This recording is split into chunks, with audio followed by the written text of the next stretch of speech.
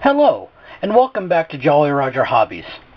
Today we are at the Cheyenne Regional Airport where we have a special visitor named FIFI.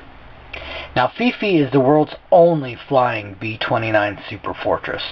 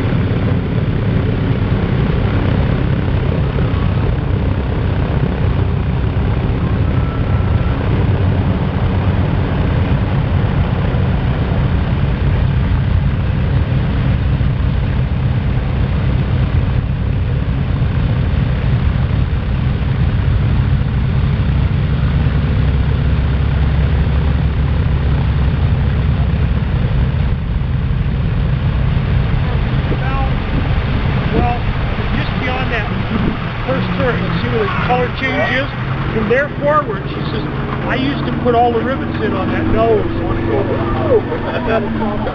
And that was what was neat. The B-29 was made famous for several reasons. One reason is that it is the first pressurized aircraft in history. But the main reason why it is so famous is because the B-29 is responsible for ending World War II. On August 6, 1945, a modified B-29 named the Enola Gay dropped the first atom bomb named Little Boy on Hiroshima. 3 days later, on August 9, 1945, another modified B-29 named Boxcar dropped the second atom bomb, which was named Fat Man, on the secondary target of Nagasaki. After Nagasaki, Japan, fearing annihilation, capitulated to the United States in ending World War II, saving hundreds of thousands of lives. FIFI is currently the only flying example of this famous aircraft. There's one other B-29 named Doc that is now airworthy, and as of this recording had only flown 10 minutes. As far as I know, it will only fly one more time to a museum. FIFI has been flying for a lot of years, and with the help of volunteers and donations will continue to fly for many years to come. Today we get to take a walk around and look in the cockpit of FIFI. And we get a nice little video of her startup and her leaving. But let me give you some specifications on this iconic aircraft. She has four 2,200 horsepower Wright R3350 engines. And those are turbocharged radial piston engines. Her weight empty is 70,140 pounds, and her max takeoff is 124,000 pounds. It's with a full bomb load.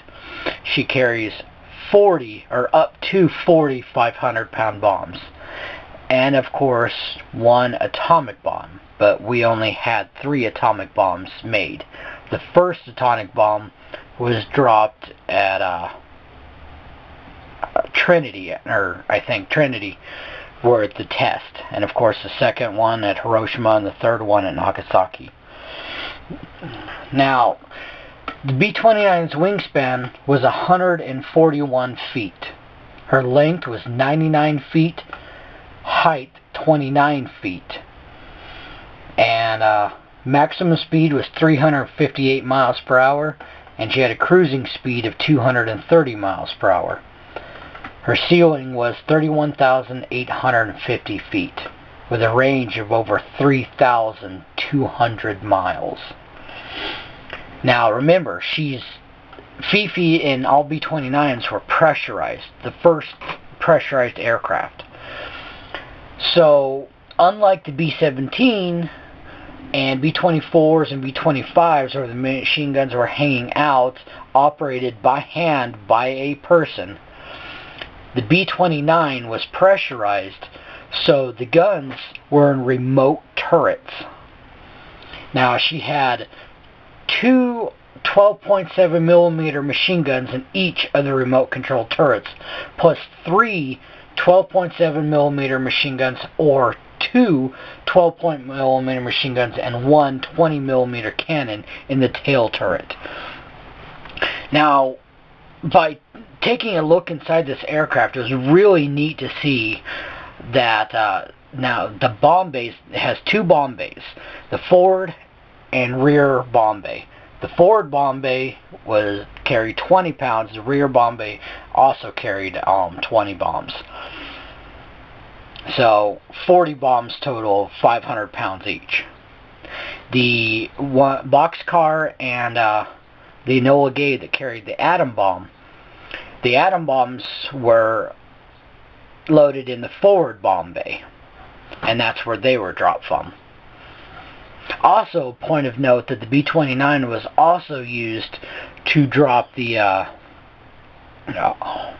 Bell X-1, which Chuck Yeager flew to break the sound barrier. So there's another reason for the iconic B-29. Now, as I said, the guns were controlled remotely.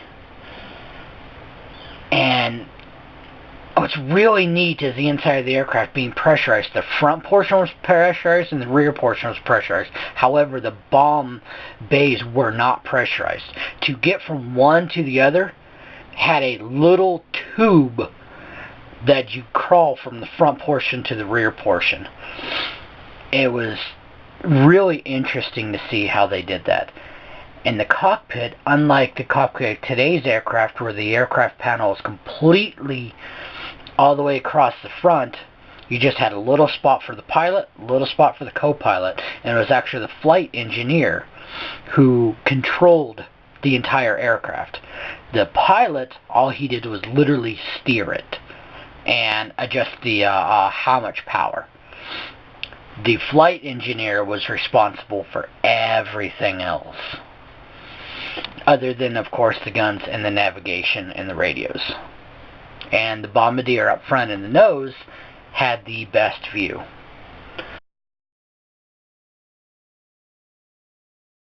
No, that was the third one they did. They did it.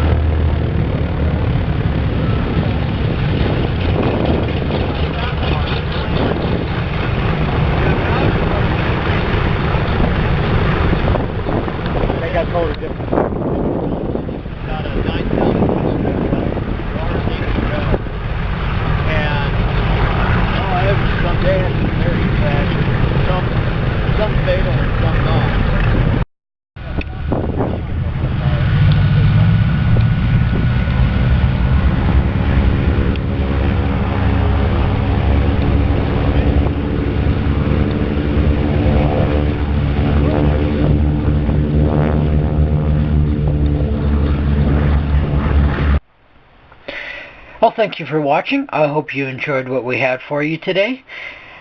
And if you would like to see FIFI or any more of the Commemorative Air Force's aircraft, then please visit www.airpowertour.org, and I'll place that link in the description. If you liked my videos, please subscribe, give me a thumbs up. It really helps. And we'll see you next time.